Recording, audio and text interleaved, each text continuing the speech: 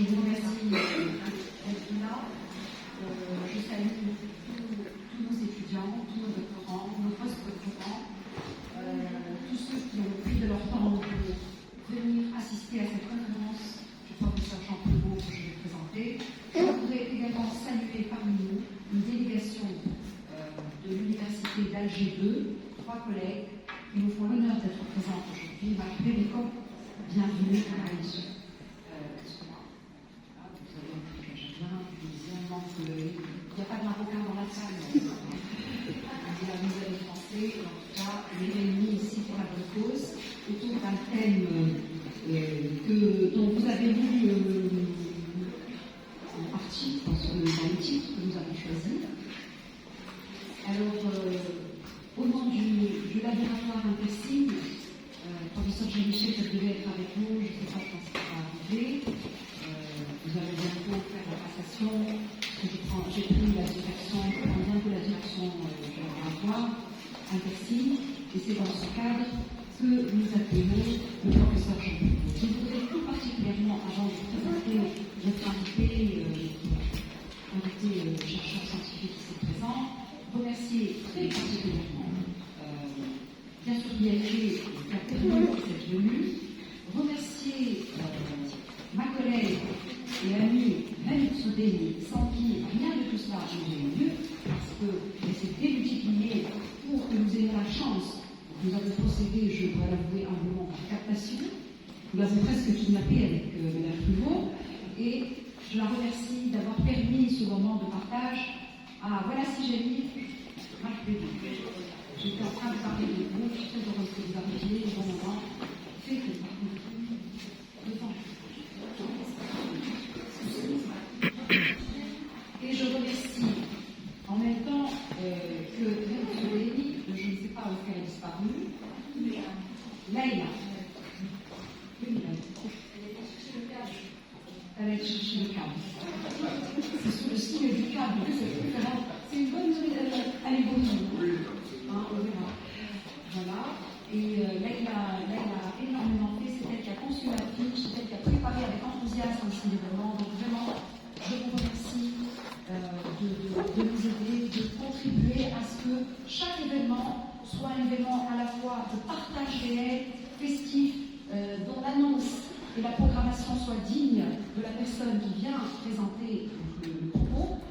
Je voudrais, puisque si Jamil, mon professeur Jean-Michel, qui est ici présent, est là, je voudrais, ça sera fait évidemment, mais quand même, lui rendre un tout petit hommage, un petit dans le temps, mais grand dans l'intensité, la densité et la sincérité, le remercier pour tout ce qu'il a fait depuis 2014 pour le laboratoire, qu'il a fondé en cette année, 2014, pour les axes qu'il a constitués, pour tout ce qu'il nous a offert comme perspective d'innutrition intellectuelle, en nous proposant d'innover, en nous laissant les coups des franches pour inviter, pour solliciter des chercheurs qui viennent pour ensemencer nos idées, nos axes de recherche, pour nous stimuler également. Là où nous n'avons pas beaucoup de documentation, alors nous on n'a pas de pétrole, mais on a beaucoup d'idées, comme dirait l'autre. Donc le potentiel de nos jeunes chercheurs est vraiment important, et même de nos moins jeunes. Et le travail de Jamil, du professeur Jean-Michel au sein du laboratoire, doit être salué. Je le remercie infiniment de nous avoir ouvert ses portes. Et je vais tout de suite présenter le professeur Jean Prévost, qui, lui, a ouvert la plus grande porte sur le monde, qui est celle des dictionnaires. On veut que la transition est pas mal. Je me suis dit, comment je vais faire?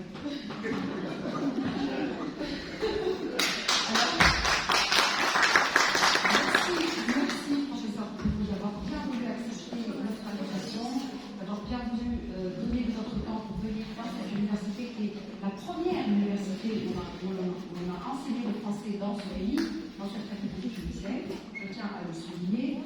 Dans cette même salle où Michel Foucault, à la fin des années 60, a donné des conférences, et où, dans cette salle, ça a fait média, aussi pour un chercheur linguiste, d'ailleurs bilingue, vous connaissez le nom.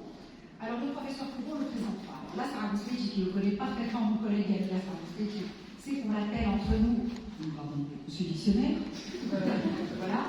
puisque il a son actif, mais alors, je vais vous dire, si je vais vous lire quelques-unes des publications, on va prendre la moitié du temps de la conférence, alors je ne sais pas si je vais pouvoir le faire. 800 publications, grand professeur de lexicologie, de lexicographie à l'université de Cergy-Pontoise, dirigeant le master sciences du langage et au laboratoire CNRS Lexique Dictionnaire Informatique, fondateur depuis 1994 de la journée annuelle des journées du dictionnaire, qui se tient annuellement, un rendez-vous international des lexicographes et des lexicologues. Vous êtes aussi le directeur éditorial, un directeur éditorial aux éditions Honoré Champion, qui m'a fait l'honneur et le plaisir d'héberger quelques-uns des livres depuis 2009. Donc, vous êtes donc, je disais, vous avez été distingué par l'Académie française en 2006 pour le dictionnaire français, outil d'une langue et d'une culture. Et en 2019, vous avez décerné la grande médaille de la francophonie. Et tout dernièrement, alors on reparlera de ce livre absolument qui a fait date et qui fait encore date, qui s'intitule Nos ancêtres, les Arabes, qui est une très belle, je dirais, une pirouette extraordinairement lucide et pleine de vérités scientifiques, Nos ancêtres les Arabes, donc, et puis votre dernier livre est exposé ici, il porte donc sur Proust, psychologue original, j'ai jamais entendu ça sur Proust, quand j'ai lu ça la première fois, je dis psychologue original dans les dictionnaires 1920-1960. Donc c'est votre dernier ouvrage, publié chez Champion Essai, et il est ici, dans la petite vitrine, qui est à droite en entrant dans la salle. Voilà, le livre, il est là. Nous sommes très honorés de pouvoir le présenter aussi aujourd'hui. Vous êtes grand collectionneur de dictionnaires, comme l'a rappelé là, tout à l'heure, et surtout, vous avez publié, alors je vous ai cité quelques-uns des livres, parce que quelques-uns, alors, Lecture silencieuse, 18e, 19e siècle, Les mots et moi, Bouquinant et bibliothécon, Cherchons notre chemin, Vive et sportif, Travail et société, Dictionnaire et nouvelles technologies, au PUF en 2000, Les dictionnaires de langue française, Pierre Larousse, du grand dictionnaire au petit Larousse, Les néologismes, c'est un que sais-je en 2003, Le nouveau littré aux éditions Garnier en 2004, Les dictionnaires français, outils d'une langue et d'une culture aux éditions Offris, que je citais tout à l'heure pour le prix de l'Académie française, Dictionnaire des citations de la langue française, Dictionnaire du Japon, Le Japon des dictionnaires, édition des Cives en 2007, Dictionnaire de la Chine des dictionnaires en 2008.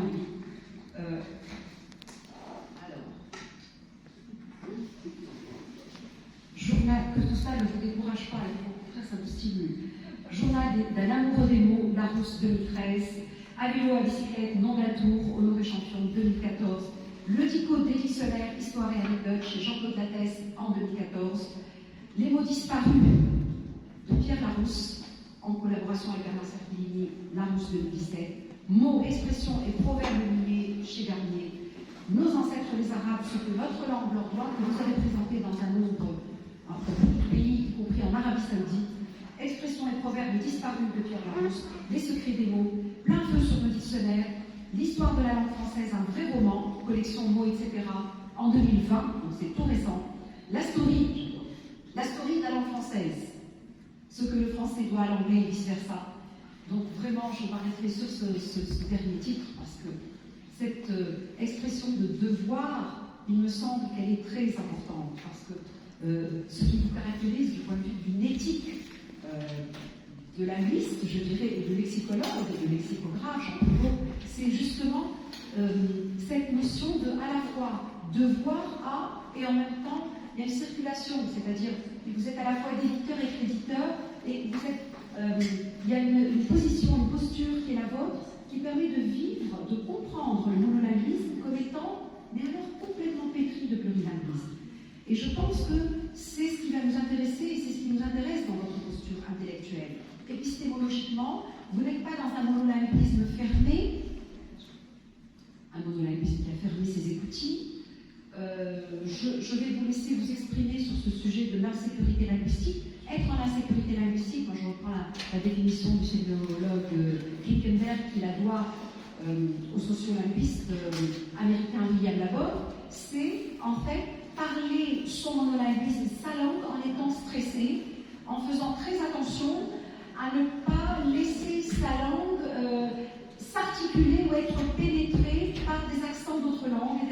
connaissance d'autres langues.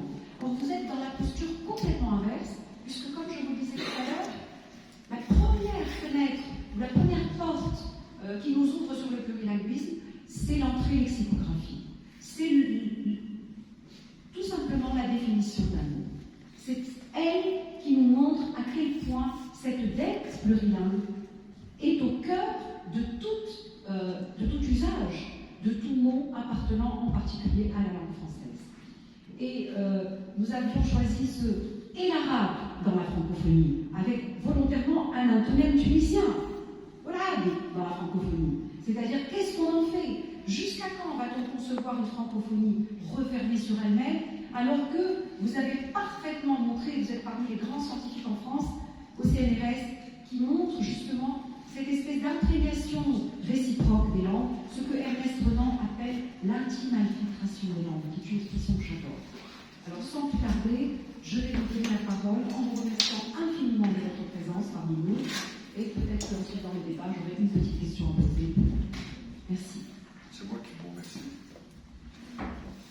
Voilà, merci beaucoup. Vous avez remarqué que j'ai même pris des notes, et que par conséquent, chaque fois que j'écoute ça bien, non seulement je me sens infiniment honoré par Tunis, par votre université, par ce laboratoire que vous avez dirigé, ce professeur avec talent, qui va se poursuivre dans le même sillage, ensemble. Et à chaque fois, je me sens ici en famille. Donc, je n'ai pas eu, en quelque sorte, à repousser les choses. On m'appelle à Tunis, je viens à Tunis parce que je suis en famille. Je suis en famille de savants, en famille de personnes qui s'intéressent aux langues, à la langue française en l'occurrence, mais vous l'avez compris, la langue française, c'est un bouquet, en définitive, comme toutes les langues, un bouquet de différentes fleurs, et avec des fleurs plus importantes que d'autres, et donc ces fleurs très importantes pour la langue française, il y a bien entendu la langue arabe, la langue italienne, la langue anglaise, et puis d'autres fleurs, mais moins importantes. Et la langue arabe est une des fleurs essentielles qui compose ce bouquet. Alors je suis un peu, non pas en insécurité linguistique, mais en insécurité quant au sujet, parce que s'agissant, si vous voulez, de la francophonie, c'est vraiment très large.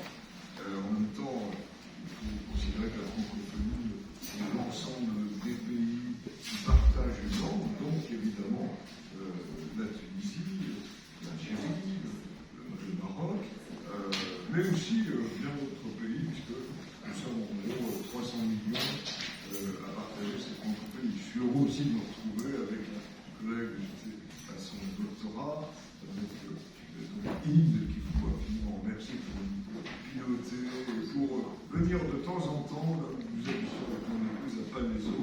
Le hasard fait que c'est à quelques encablures, pour reprendre le mot cadre, d'un lieu de séjour de chez le collègue. Alors, ce que j'ai tenté de faire avec vous, c'est un parcours, un voyage, en essayant, dans le fond, d'expliquer pourquoi nos ancêtres, les Arabes, mais pourquoi j'ai écrit ce livre aussi, et d'autres par la suite, et en même temps, montrer en quoi c'était presque naturel d'en arriver là, si on se sent ouvert aux langues, ouvert quand il s'agit de la langue française, et, comme vous l'avez si bien dit, près de la lexicographie. Dans le fond, il y a bien longtemps que je me suis aperçu avec la liste des livres que vous avez signalés, et qui montrent davantage un âge avancé une force créative particulière. Oui, peut-être. Mais, dans le fond, ma génération a été très proche, et j'espère que ça va se poursuivre, du monde arabe et de la langue arabe. Je vais quand même expliquer, je suis d'abord né à Saint-Denis.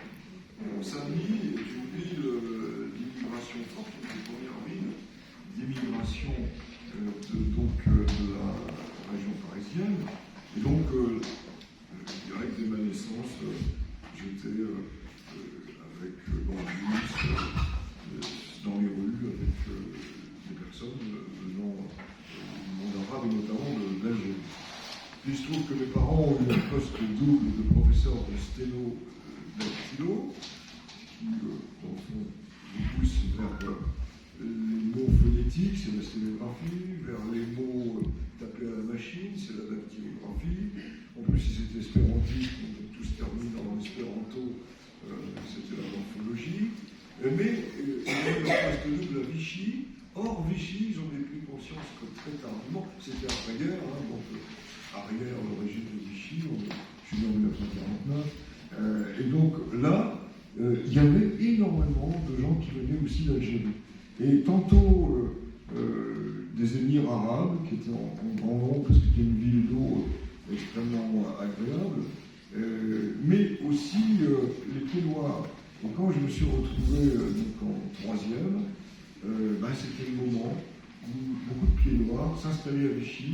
Ils y trouvaient un climat assez chaud, parce que c'est un climat continental, mais ils y trouvaient aussi une forme d'agriculture qui existait dans la plaine de l'Allemagne, et puis un certain luxe vichysois, il faut bien l'avouer.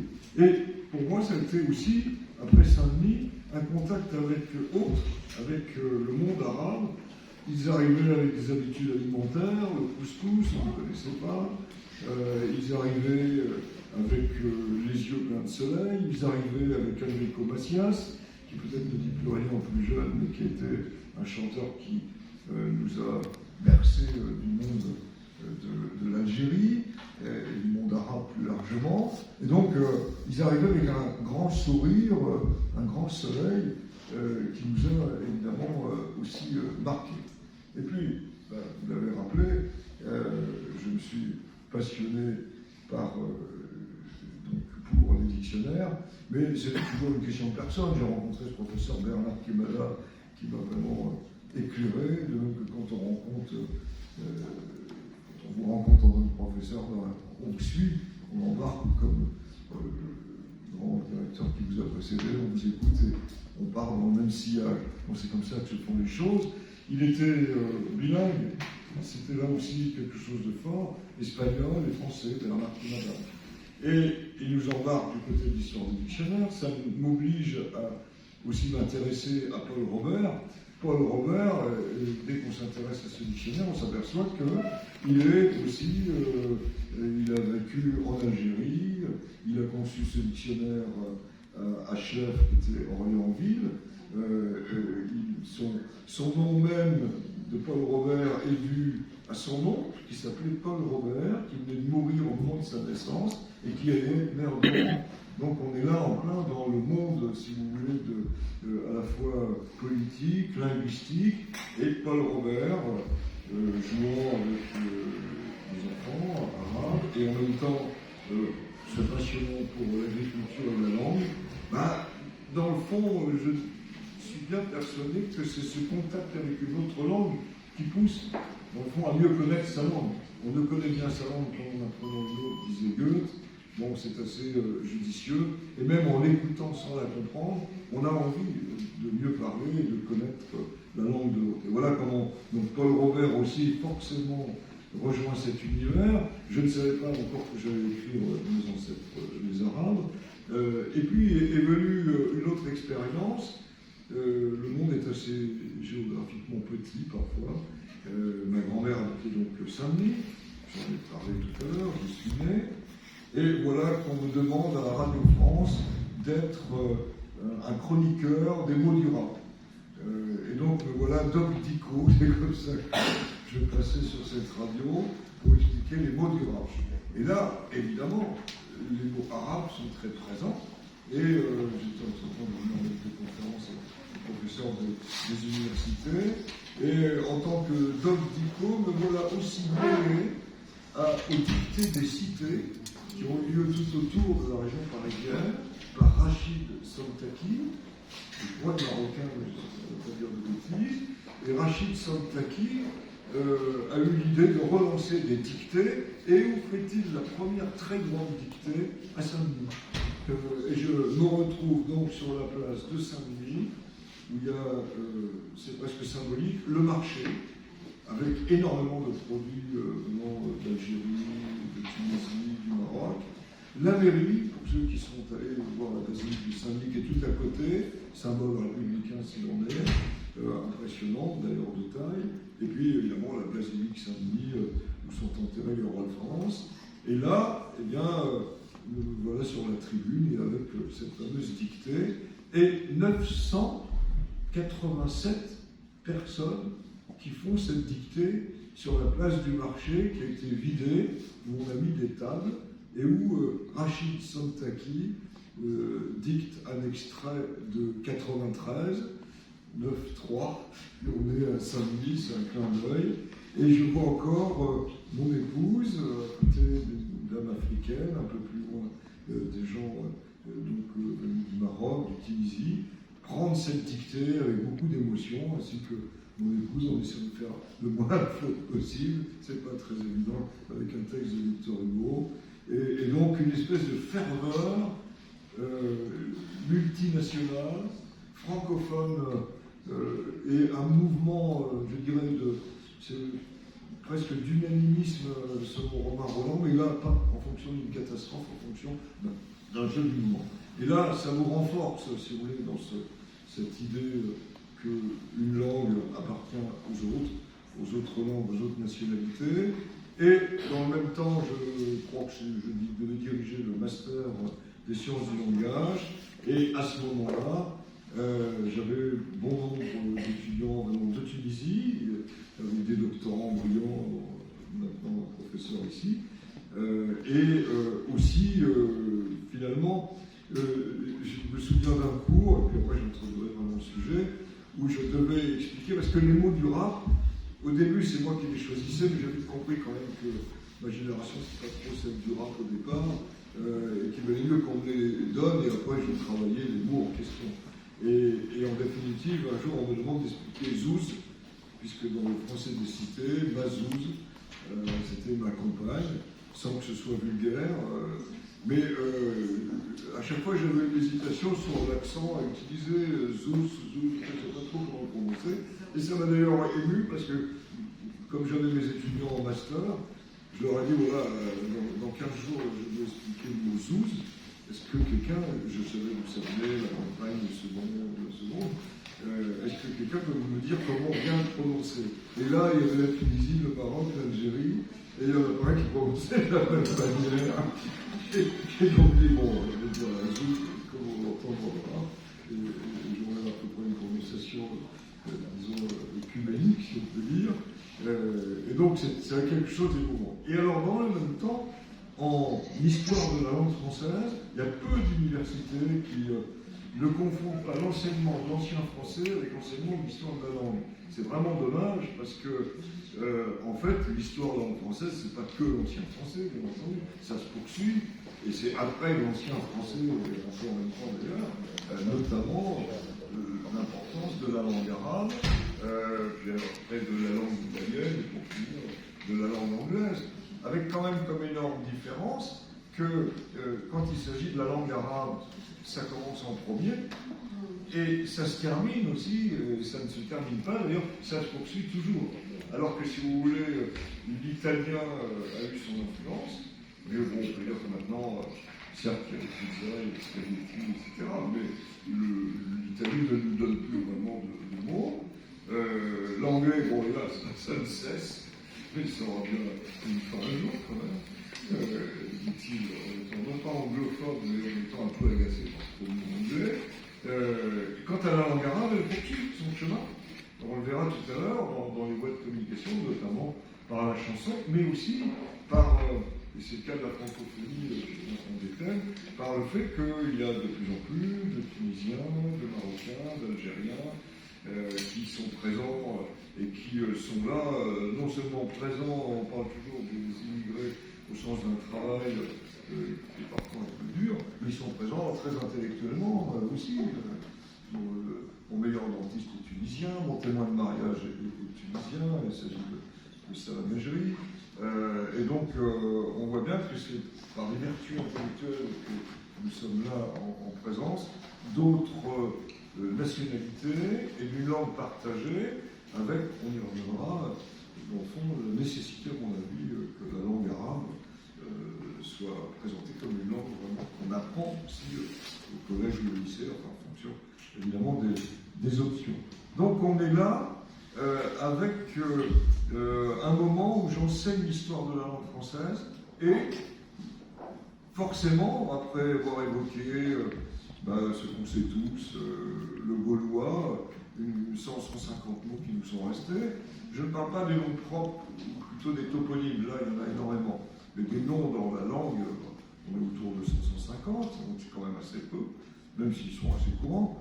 Et puis après la conquête romaine, qui a fait de notre langue une langue latine, arrivent les invasions germaniques, on est au 4e, 5e siècle, et puis derrière, voilà, on y arrive, il faut l'expliquer, on est au 9e siècle, 10e, 11e, 12e, pour marquer l'influence, et là, la grande influence, c'est la langue arabe, qui nous apporte énormément de mots, infiniment plus que le gaulois, pas 10 fois plus, ça serait 50 fois plus, ça dépend du registre qu'on reprend de langue, mais si on prend la langue de la médecine, la langue de la botanique, on est à un nombre très important, c'est de loin à ce moment-là la première langue d'emprunt, et il faut le raconter. Alors si on se contente de l'ancien français, évidemment, on ne parlera pas de la langue arabe.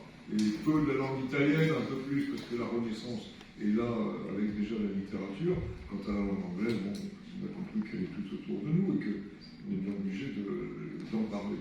Mais c'est en ce sens que, au moment où, dans un amphithéâtre, vous avez 300 étudiants qui sont là, et vous évoquez, après donc, le gaulois, le latin, le germanique, la langue arabe, et là, soudain, vous voyez tous vos étudiants, toujours attentifs, j'ai jamais eu d'ennui dans les amphithéâtres, c'est très attentif, ça les passionnait, mais là, un silence presque religieux, une attention soutenue, presque le crayon posé, en découvrant d'un seul coup, pour 90% d'entre eux, y compris les étudiants venant d'Algérie, de Tunisie, du Maroc, que la langue française était pétrie de mots arabes, et qu'il y avait une histoire précise à raconter, et que tous ces préjugés plus ou moins malvenus qu'on peut retrouver dans certains partis extrêmes tombaient à l'eau, et que tous les matins, chacun parle la langue arabe, même si elle est déformée, c'est le propre des enfants, on les prend pas telles quelles, on les déforme, mais ne serait-ce que de prendre une tasse, c'est toujours l'exemple que je donne, une tasse de café avec 0 sucre et un jus d'orange, et j'ai parlé avec des mots qui sont tous venus de la langue arabe, qu'il s'agit de tasses de café de 0, d'orange, etc. Et je vais au marché où je vais acheter du lilas, fleur qui paraît bien française, c'est un mot arabe, potiron, et je vais ensuite prendre des artichauts. Alors on dit, les artichauts sont de Bretagne. Non, oui, ils viennent de Bretagne, mais c'est grâce au monde arabe qu'on les a connus, et c'est un mot arabe déformé, certes. Et donc très vite, on s'aperçoit qu'on est pétri de mots arabes, et de mots arabes utiles tous les jours. Donc je ne peux pas déjeuner sans mots arabes, en quelque sorte. Et là, on s'aperçoit que cette langue, eh bien, elle a eu diverses voies d'accès, et que ces voies d'accès ont été nombreuses et se poursuivent. On en est à la 6e, on aura peut-être une 7e, je ne sais pas. En tout cas, pour le moment, on est à la 6e par la voie de la chanson, et la 7e étant sans doute le monde savant qui poursuit son avancée. Alors, un mot maintenant sur ce titre qui ne m'a pas valu que des amis.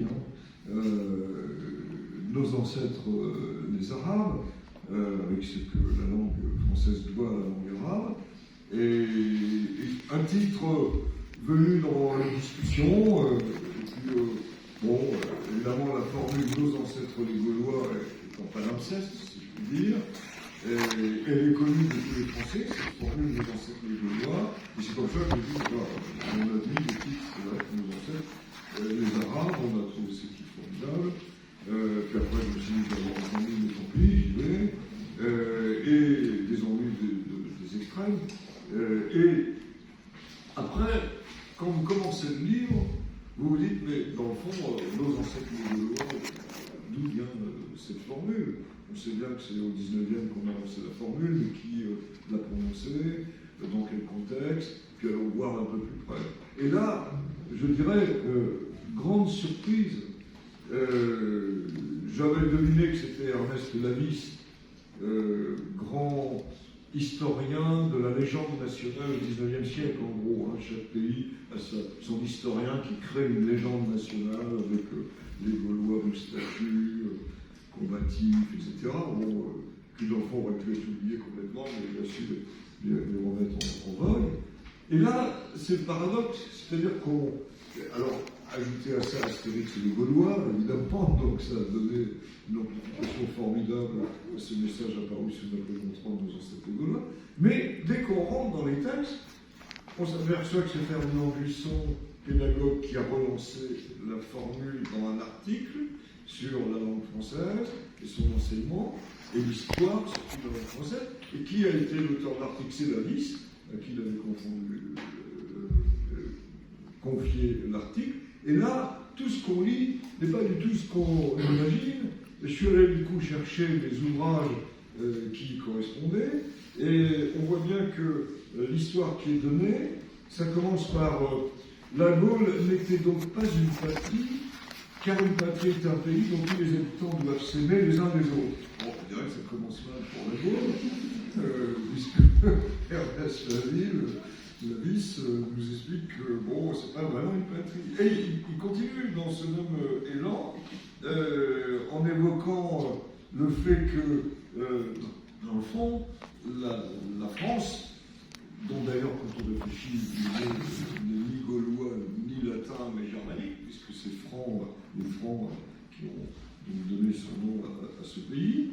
Et là, on s'aperçoit assez vite qu'on a donc des propos qui sont tout à fait différents et qui expliquent que c'est les Arabes et la civilisation qui, au moment où les Gaulois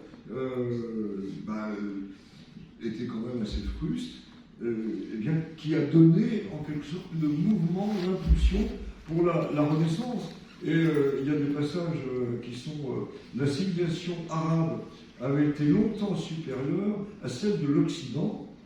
Or, d'abord en Espagne, puis en Orient, lors des croisades, que nous étudierons plus tard, dit Lavis, les Occidentaux relèvent de cette civilisation arabe le meilleur, les emprunts qu'ils lui firent contribuèrent au lent réveil de la civilisation européenne. On ne peut pas être plus clair. Et après, il y a 2 chapitres entiers, que je ne vais pas relire parce que c'est perdu dans le livre, les 2 chapitres entiers, enfin un chapitre en tout cas, pour montrer la civilisation arabe dans son ampleur extraordinaire, donc à cette époque-là. Donc on voit bien que nos ancêtres, les Gaulois, dont on peut sourire avec un peu de fatuité, c'est pas tout à fait le message qu'avait laissé Lavis, qui était au contraire un message très valorisant pour le monde arabe. Alors voilà déjà un premier point pour, si vous voulez, le choix de ce titre. Alors après viennent le goût pour les dictionnaires qu'on a évoqués. Quand on vient chez moi, on est toujours égoïde. Il faut à tout prix venir la prochaine fois en France voir ces dictionnaires. Parce que moi, en fait, vous savez, il y a des gens, ils montrent leur grosse voiture, ils montrent, je sais pas, moi je montre mes dictionnaires.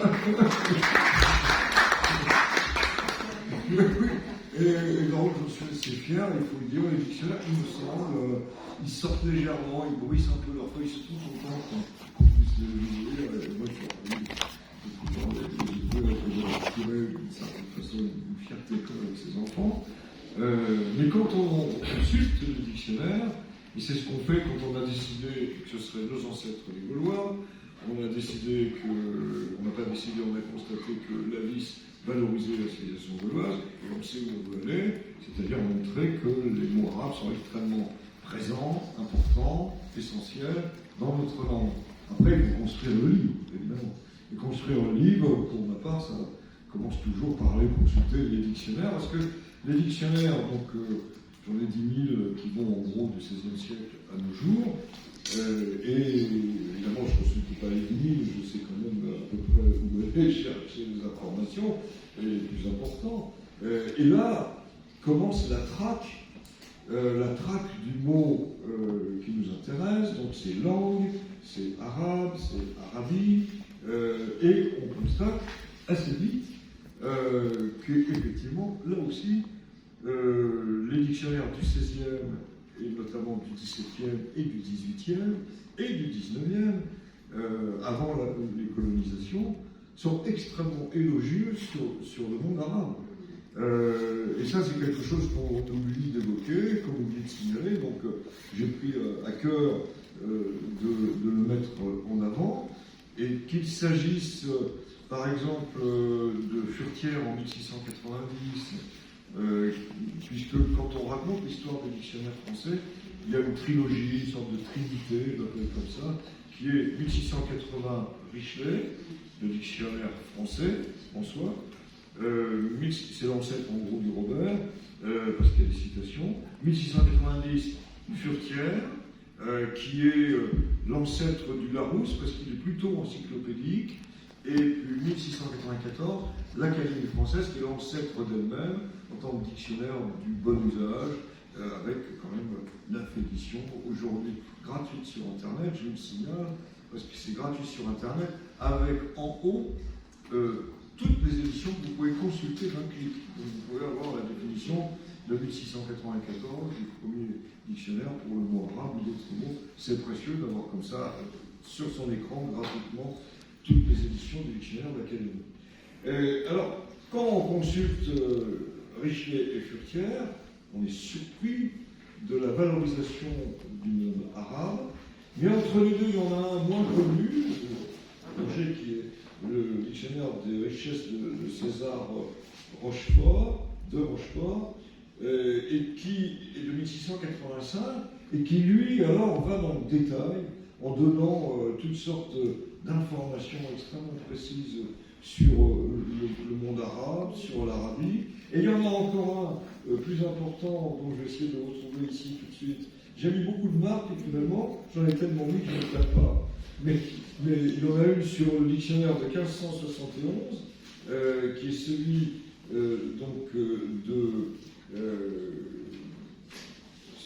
m'échappe à l'instant, qui est un dictionnaire de synonymes, et qui est surtout un dictionnaire qui ajoute tous les adjectifs qu'on peut donner à un mot. Et quand vous avez l'Arabie, vous avez toute une série d'adjectifs qui sont extrêmement valorisants. Oui, voilà, et qui permet de comprendre à quel point l'Arabie n'est pas considérée comme un territoire un peu éloigné, désertique. C'est fructueux, c'est rayonnant, c'est riche, c'est jalonné, si vous voulez, d'adjectifs possibles qui sont tous valorisants. Il n'y en a aucun de dévalorisant.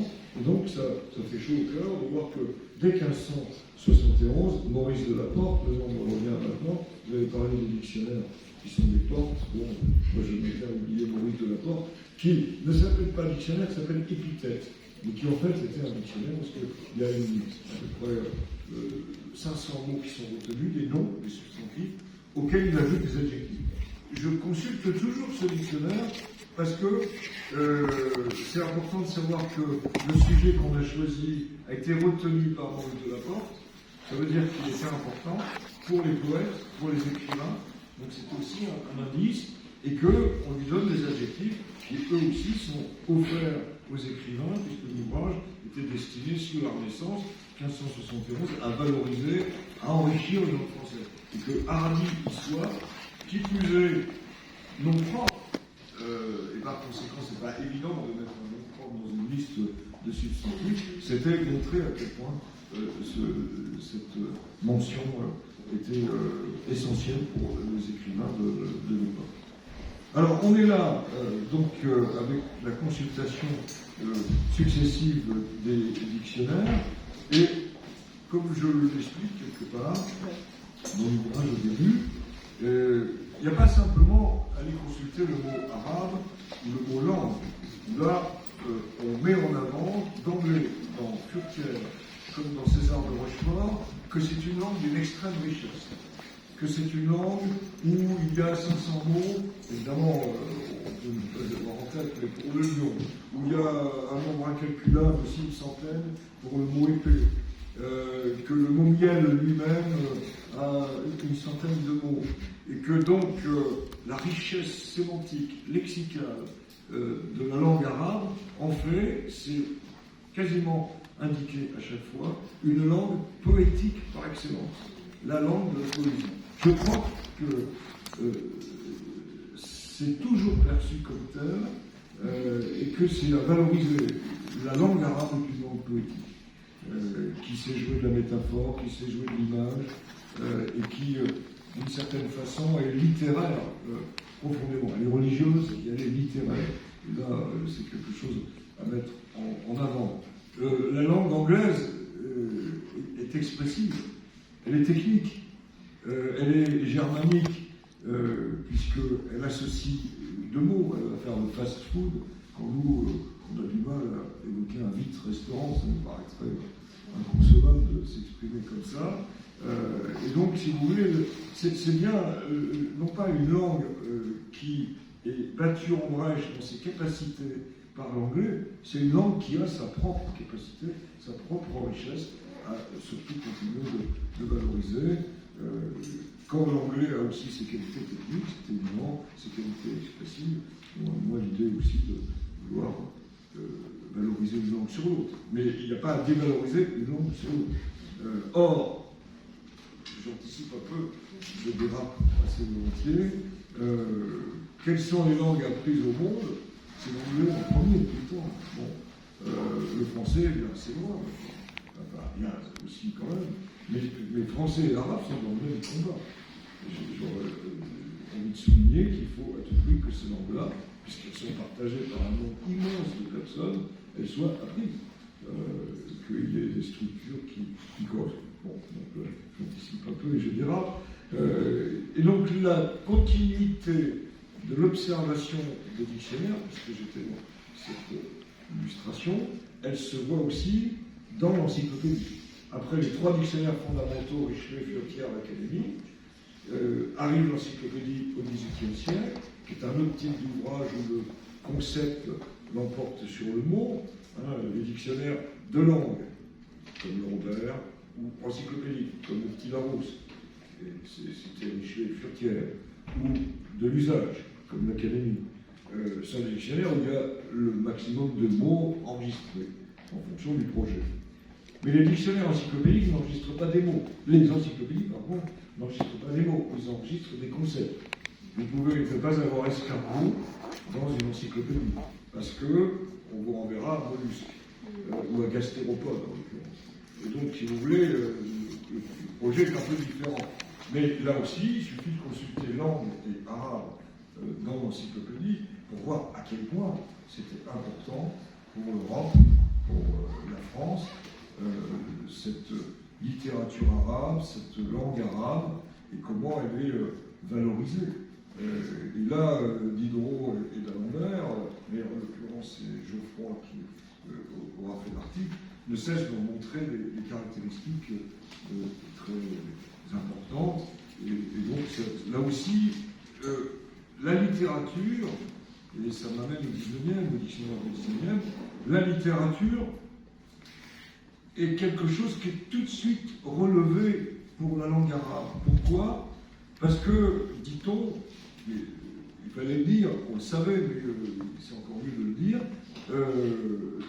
l'histoire de la langue arabe commence bien avant l'histoire de la langue française, et bien avant l'histoire de la langue anglaise. Elle est millénaire. Et donc, une littérature y correspond.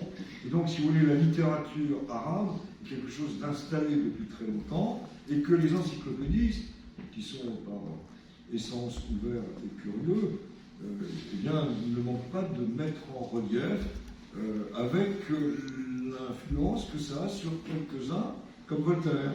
Voltaire est impressionné par la langue arabe et la littérature arabe. Et d'ailleurs, l'installe dans ses pièces avec des personnages qui y correspondent. Donc on a là un relais littéraire qui commence à s'installer, qui ne pouvait pas s'installer au Moyen-Âge évidemment, mais qui s'installe un peu à la Renaissance et qui se poursuit notamment au XVIIIe siècle. Et alors, on arrive au XIXe siècle, donc la Révolution française est passée entre temps, et là, Les grands dictionnaires qui vont naître, surtout dans la seconde moitié du 19e, Larousse et Littré, mais dans la première moitié du siècle, on a la génération romantique, les écrivains. Ça donne du côté des dictionnaires qui ne sont pas forcément de grande qualité, des autres, mais qui sont des trésors de mots. Quémada les assignait même à des accumulateurs de mots. C'est-à-dire qu'il faut le savoir, le romantisme, comme vous le savez aussi bien que moi, le romantisme ouvre les portes, c'est un mot fabuleux que vous avez énoncé, ouvre les portes et permet d'ajouter des mots colorés, des mots précis, chaleureux, chatoyants, et beaucoup sont empruntés à la langue arabe. Des mots de couleur. N'oublions pas la bataille d'Hernani, par exemple, que vous avez en tête, qui a installé, dans le fond, le romantisme, la première bataille romantique contre les classiques. Là, Hernani, on a presque oublié la pièce parce qu'on ne pense plus qu'à la bataille, mais ça se passe dans un univers arabe. Ça se passe dans un château qui correspond, avec des personnages qui correspondent. Donc c'est aussi là Victor Hugo qui le met en relief. Et on a comme ça chaque romantique qui va faire son voyage en Orient, au Moyen-Orient, et qui là, ce sera un voyage de Paris à Jérusalem, et qu'il s'agisse de Victor Hugo, de Chateaubriand ou de Lamartine, il y a systématiquement un récit de leur voyage, et avec des détails précis et une sorte de fascination. Ça se poursuit d'ailleurs avec le réalisme, parce que Flaubert aussi, Maxime Ducamp viendront dans cet univers qui les séduit complètement. Parce que, alors, on a oublié de le dire, c'est le moment peut-être là, la force aussi de la langue arabe dans la langue française ne vient pas de sa morphologie. Entendons-nous, les langues anglaises, les langues italiennes, sont des langues indo-européennes, de la famille indo-européenne, où on se retrouve, dans le fond, avec un radical, des préfixes, des suffixes, des conjugaisons, et on sait bien que, même si ça nous paraît assez lointain, parfois quand on apprend l'allemand, quand on apprend l'espagnol, en réalité, c'est des langues fondées sur le même moule, avec des variantes lexicales, mais quand même beaucoup de racines communes. Donc, si vous voulez, que l'italien soit la deuxième langue d'emprunt quantitativement pour le français, n'est pas surprenant, parce qu'il y a 42 et un O, il y a 42 et un A, il y a qu'à rajouter un E, et on se trouve dans la langue française. Donc, quasiment personne ne le sait que c'est la deuxième langue en importance au moment de la Renaissance. Et que quand je parle de mon ex-moustache quand j'avais 25 ans, quand je parle de la façade d'une maison, et quand je parle de l'escalier, et quand je prends ma douche, je parle en italien. Ce sont des mots qui me sont venus d'Italie. Il y en a énormément. Mais ils étaient tellement proches que c'est très facile. Donc, si vous voulez, c'est même pas, c'est un apport civilisationnel, certes, au moment de la Renaissance, mais c'est très facile de le reprendre, puisqu'on est en morphologie. Or, la langue arabe, c'est pas du tout ça. La langue arabe est une langue sémitique, judéo-sémitique, et qui donc a ses vertus propres, ses qualités propres, et qui ne peut pas être prise telle qu'elle, si vous voulez, dans notre système. Donc quand un mot arabe s'installe en langue française, au point, comme Orange, Tasse, et les autres mots, Alger, etc., on y reviendra, il s'installe par sa force civilisationnelle, et non pas par sa force morphologique. C'est à dire, parce que, si vous voyez, il y a une grande différence entre un emprunt facile en morphologie et un emprunt qui est dû à la civilisation. C'est-à-dire qu'il y a eu un apport culturel très important et une séduction en même temps. Parce que, évidemment, au moment des colonisations, il y a un autre rapport qui s'installe, mais c'est d'abord un rapport de séduction. Alors j'en viens, donc, je finis ce voyage dans les dictionnaires en évoquant notamment Pierre Larousse et Littré. Si j'évoque les deux, c'est presque symbolique, je ne l'ai pas dit dans le livre, mais c'est l'occasion souvent des invitations formidables comme celle-ci de penser à autre chose. En réalité, que Pierre Larousse, fils d'instituteur, non pas fils d'instituteur, parce que je raconte, fils d'une aubergiste et d'un charron, d'un forgeron, qui est bon élève à l'école primaire de son village en Bourgogne et poussé à être instituteur, le voilà instituteur, donc venant vraiment du peuple de la Bourgogne, et de l'autre côté, et qui finit par faire un très grand dictionnaire, d'abord un dictionnaire de 742 pages petit, puis après un très grand, le grand dictionnaire universel qui fait une montagne d'informations à 24 000 pages, et qu'il est des passages